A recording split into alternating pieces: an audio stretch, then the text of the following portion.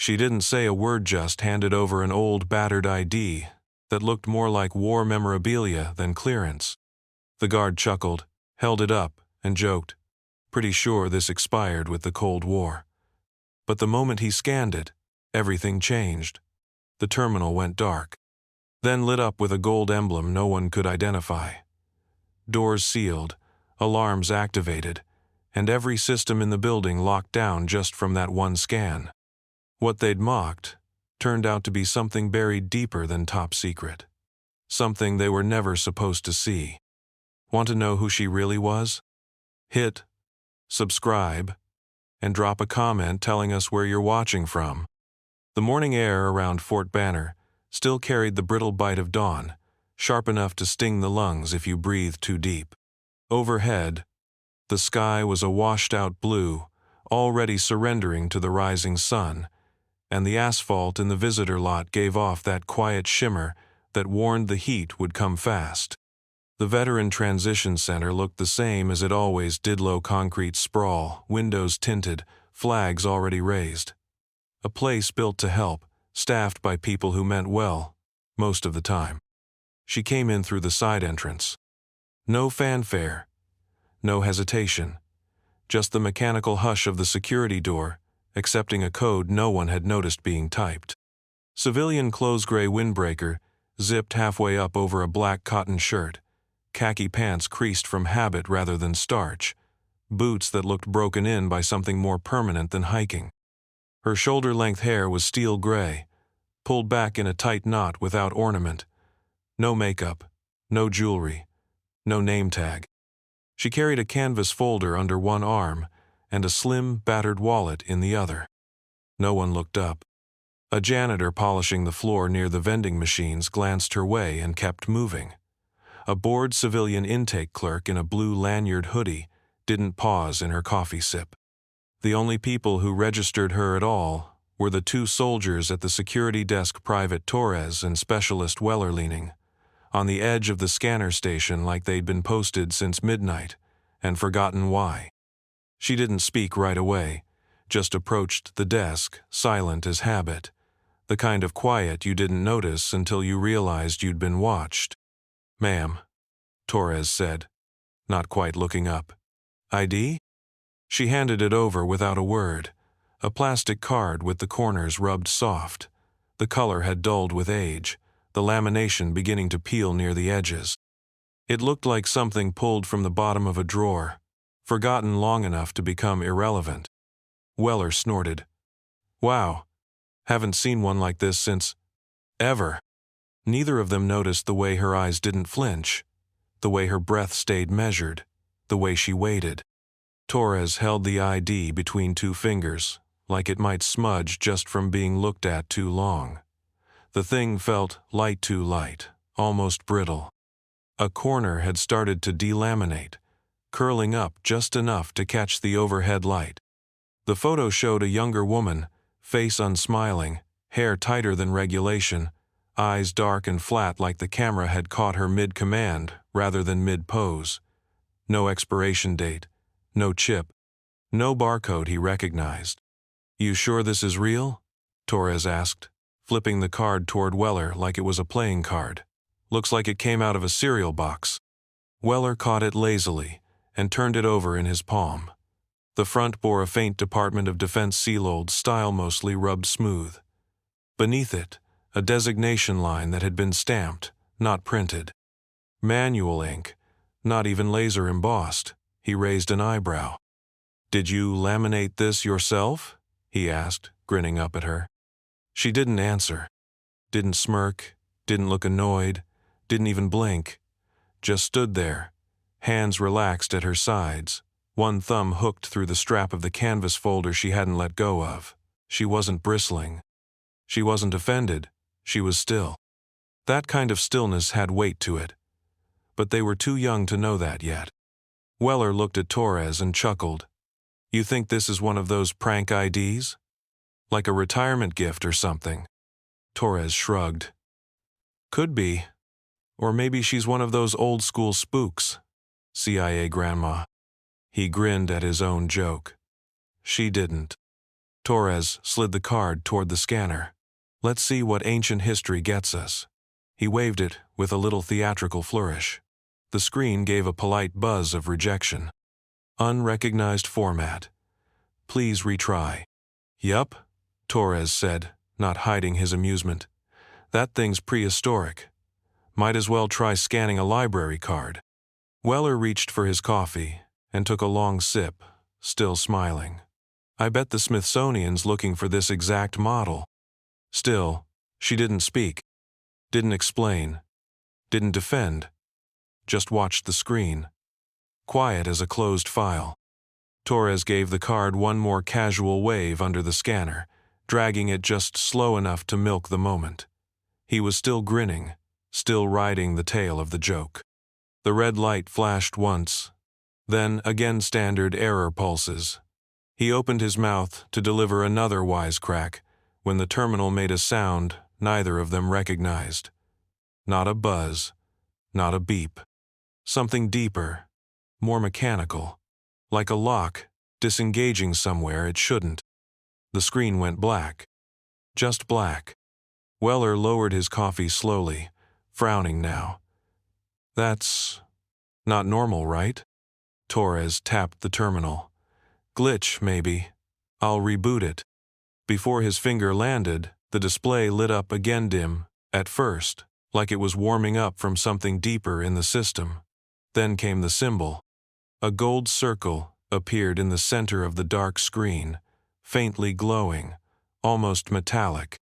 Inside the circle, a downward-pointing black triangle pulsed once, then began to rotate slowly, smoothly, like it was caught in orbit. Neither of them spoke. The emblem didn't match anything they'd been trained to recognize. It wasn't a military branch insignia. It wasn't federal. It was other. A soft whir from inside the terminal, followed by a low electronic hum that rose and steadied, like a machine that had just remembered how to breathe. Then the screen shifted again. Lines of red text scrolled across the display, harsh and clean, each word etched with the finality of a command. Alpha priority flag. Initiating red zone authorization. Weller stepped back instinctively. His eyes flicked to the hallway, then to Torres, then to the woman still standing across from them, like nothing had happened. Torres froze mid-gesture, one hand hovering near the scanner. The joking had stopped. The emblem on the screen kept rotating. The red lettering didn't blink, didn't update. It just was, like a verdict. Weller swallowed. That's not a prank ID. No one moved. No one breathed. The only sound in the security lobby now was the hum of the terminal, and the quiet, steady tick of a clock that suddenly felt much, much louder. The alarm started with a single, pulsing tone low, deliberate, more vibration than sound. Not a siren, not urgent in the traditional sense, but it carried the weight of something ancient, like a system stirring awake after years of dormancy. It thrummed through the floor, through the desk, through Torres' bones. Then the lights shifted. Not a blackout just, a subtle dimming, the sterile white fluorescence dulling to a cooler hue. Overhead bulbs clicked off, row by row, with mechanical restraint. Emergency runners along the baseboards came alive in faint amber, casting long shadows across the tile. "What the hell?" Weller whispered, still staring at the screen. The emblem hadn't gone away. If anything, it had grown brighter, sharper. The triangle spun slowly within the gold circle, steady and hypnotic, like it had no intention of stopping. Underneath, the red text remained fixed. Alpha priority flag. Red zone authorization active. Torres backed away from the scanner, eyes darting toward the front entrance sealed. The magnetic lock on the door had clicked shut the moment the alarm started. The side access panel now blinked red. A second later, the inner doors leading deeper into the facility slid shut with hydraulic finality. Radio chatter erupted behind the desk. Voices stacked on top of each other, crackling with clipped urgency. Someone was asking about a system breach. Someone else was confirming a lockdown drill. No, not a drill. Another voice cut across them all. Flag protocol has been triggered at checkpoint 1. Possible red zone ID. Confirmation. I repeat. Possible red zone. Torres turned toward Reeves, suddenly aware of how little he knew about the person standing calmly across from him. She hadn't moved, she hadn't spoken. Her hands still rested at her sides, relaxed, unconcerned. Like she'd expected this. Like this was routine. "Ma'am," Weller tried, his voice dry. Do you know what this is?" She didn't answer. She just kept her eyes on the screen. Not out of curiosity, not out of confusion, but with the steady patience of someone watching a countdown that only she knew had already reached 0. The double doors at the end of the hallway banged open hard enough to bounce off their hinges. Lieutenant Colonel Harlow moved fast combat boots, clicking like punctuation marks across polished tile, crisp fatigues offset by the red ID lanyard that swung like a blade as she walked. She didn't bother to slow down for explanations. She didn't ask permission. Harlow was the kind of officer who didn't believe in chaos only and failure to control it. "Who the hell triggered my lockdown?" she barked, crossing the lobby in 3 long strides. Private Torres snapped to something resembling attention, eyes wide, mouth already fumbling for words. "Ma'am, weather was a scan." "Spare me the stammering," Harlow snapped. She rounded the desk and stopped cold when she saw the terminal. The emblem was still there. Gold circle. Black triangle. Still spinning with that slow, deliberate cadence. Like the rotation itself was thinking. The red text below it hadn't faded. Alpha priority flag. Red zone authorization active. For the first time since entering the building, Harlow didn't move. She didn't speak. Just stared at the screen like it had grown teeth. Weller cleared his throat carefully. "We thought the ID was a fake, ma'am. It looked ancient-like, pre-digital issuance, but the scan triggered that." Harlow's eyes cut to Reeves. The woman hadn't shifted an inch. Still standing, still silent, still watching. Calm in the middle of a rising storm. "Who is she?" Harlow asked. Torres swallowed. "She hasn't said." Harlow turned back to the terminal. Her jaw tightened. Then she tapped the secure comm unit on her belt. "This is Harlow. Lock all perimeter access points. Authorization Echo 12. Nobody in, nobody out." "Copy," came the immediate response, followed by the sharp hiss of magnetic locks re-engaging down the corridor. "Trigger blackout protocol in admin wing. Notify the DoD liaison yes, directly. I want command eyes on this in 10 minutes or less." Torres tried again. "Colonel, what does red zone authorization mean?" Harlow didn't answer. Not because she was ignoring him, because she didn't know. And that terrified her more than anything else that had happened that morning. They didn't cuff her, didn't raise voices, didn't issue commands. 2 military police officers sewn male. 1 female approached her with a quiet professionalism that didn't match the rising tension in the building. They didn't flank her like a suspect. They walked beside her like a shadow, respectful, careful, a little unsure. The hallway to the command wing had changed since morning. Lights dimmed, doors sealed. People who normally wore authority-like armor were now speaking in low tones, glancing sideways, pretending they weren't watching. Reeves walked through it all like she'd been here before. The conference room was all glass walls and cold furniture, positioned like a fishbowl in the heart of command. 1 chair, 1 display terminal, 1 thick pane of glass that kept eyes in but offered nothing in return. She sat calmly, hands folded, eyes steady, waiting again, not because she had Tobit, because she knew patience always got more answers than panic. Outside, the quiet panic continued. A junior analyst, barely old enough to rent a car, appeared holding a black folder with red-lipped edges and an industrial metal clasp. Dust still clung to the surface. No one asked where he'd gotten it. No one touched it until Harlow arrived. She entered like a wave, breaking one hand out, already motioning for silence. The staff stepped back as she approached the glass, then walked inside without preamble. She didn't look at Reeves right away. She looked at the screen.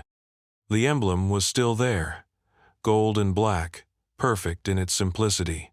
It rotated with silent certainty, as if the building had bent around its orbit.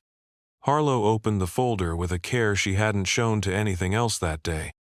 Inside, one sheet. The top portion was mostly blacked out, heavy bars of redaction blocking everything except a few words. Echo Black, Alpha Priority. In the corner, a matching emblem, hand-stamped, slightly smudged. Harlow looked up at Reeves for the first time, and her voice, when it came, had no bark in it. You shouldn't exist. Reeves tilted her head slightly. Not offended. Not surprised. Neither should half the things they buried with that designation. The folder lay open on the glass table between them, pages untouched but radiating weight. Harlow didn't sit. She stood across from Reeves, arms at her sides, boots planted like she needed the ground to hold her steady. The overhead fluorescence cast soft shadows across her face, but they couldn't mask the hesitation. It wasn't fear, not exactly. More like the edge of something she'd thought she'd never see with her own eyes. You're not in the system, she said quietly. Not officially. Not in the way most people are. Reeves didn't blink. Harlow nodded toward the emblem still spinning on the terminal behind them. That's from a program called Echo Black. You already know that. But nobody else does. Not really. Outside the glass, officers had stopped pretending not to watch. They clustered in twos and threes, whispering, stealing glances like schoolchildren, daring each other to peek through a keyhole they weren't meant to find. Echo Black was never supposed to be traceable, Harlow continued. No digital records, no personnel rosters, just an operations ledger that lived in a cold file room in Langley under 5 layers of dead clearance and redacted air. She tapped the folder once, almost reverently. Only 5 individuals were ever issued active designations. Operatives so embedded, so buried, they stopped being people and started becoming ideas. 2 are confirmed dead coffin flags, undisclosed missions.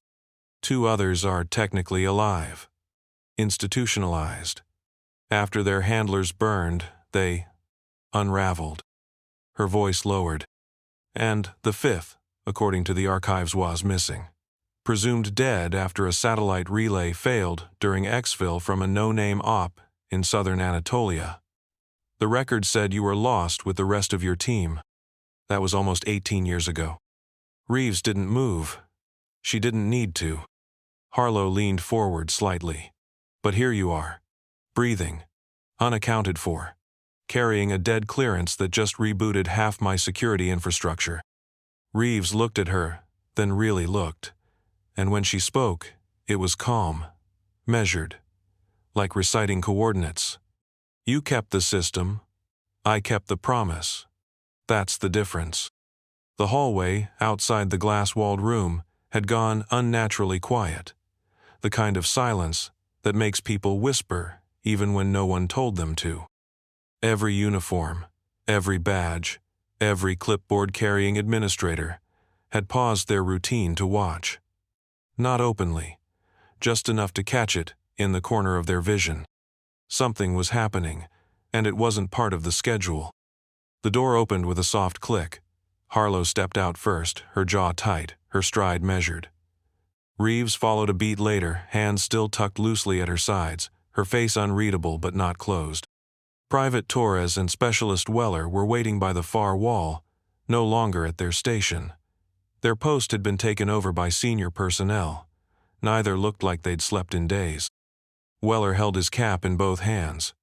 Torres kept his eyes down until he realized Reeves was looking right at him. Harlow stopped in front of them, took a breath. Her voice was even, but she didn't raise it. She didn't have to. These 2 men failed in their duty this morning. Not because of malice, not because of neglect, because of assumption. She paused. They assumed an ID that didn't look familiar must be invalid. They assumed a quiet woman with worn boots and no rank insignia couldn't possibly carry clearance beyond their comprehension. Torres looked like he wanted to vanish. Weller looked like he already had. Reeves stepped forward, and the entire hallway seemed to hold its breath. "You didn't fail because you didn't know," she said, voice low, calm, cutting through the tension like a blade through paper. "You failed because you assumed." She didn't look angry. She didn't lecture. She simply let the words land, and they did hard. Around them, the staff shifted, something intangible cracking. The idea of what made someone important, what made someone worthy of respect, was being reassembled in real time, not by a rank, not by a title, but by presence alone. Torres nodded once, slowly, like he finally understood the weight of what he'd dismissed. Reeves gave him the smallest nod back. It wasn't approved. It was a chance to do better. The intercom clicked to life without warning. The voice on the line, flat and clipped, distorted slightly by the encryption channel, but unmistakably higher than local command, higher than regional. The kind of voice that spoke from inside secure walls where sunlight didn't reach. "This is Joint Operations Command. Confirmation received. Subject Miranda Reeves holds active shadow-level clearance.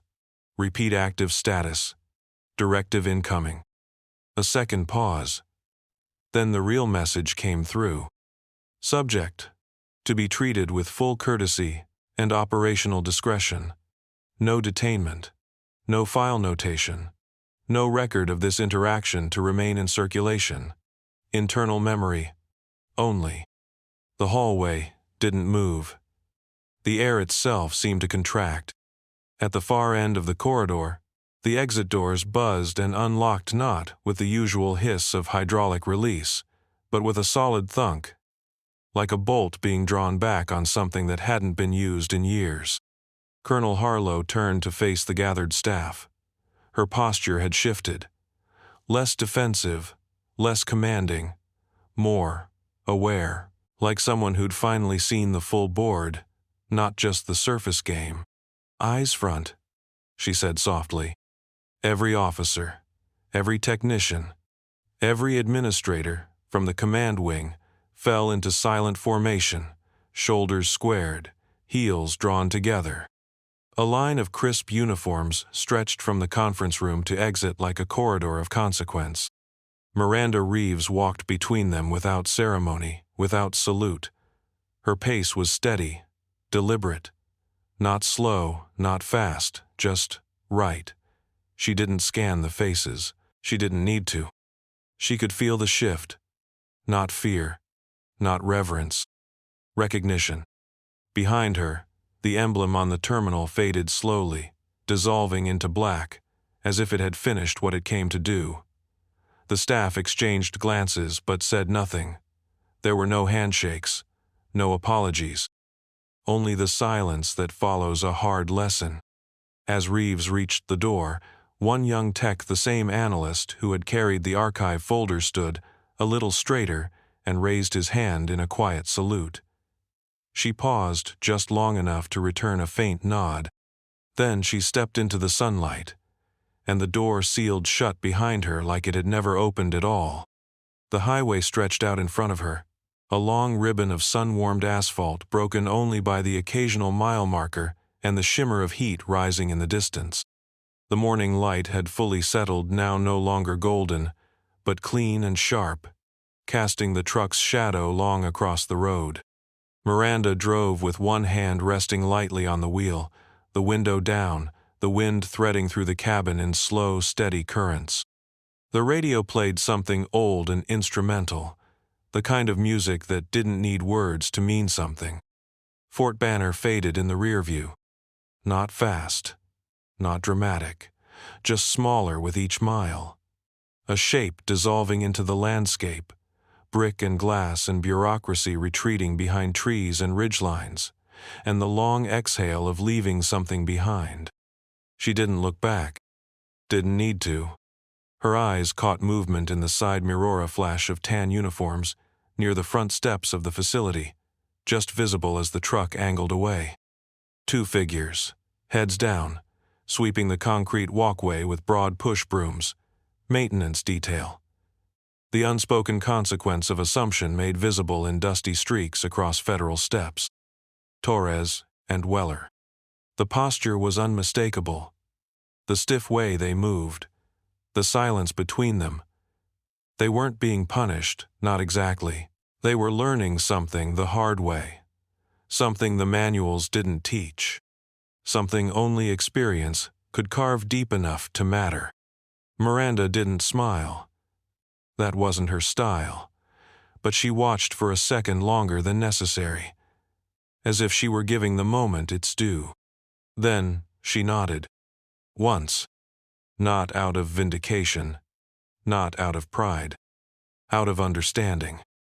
The kind of understanding forged over decades, in places where names didn't matter and stories went untold. The kind that didn't ask for recognition, but remembered what it looked like when it finally came. She let the wind carry the rest of it away. Past the trees, past the checkpoint, past the weight of things unsaid. The world ahead was quiet, and that was enough. Behind her, the bass resumed its rhythm, but it would not forget her. Not again.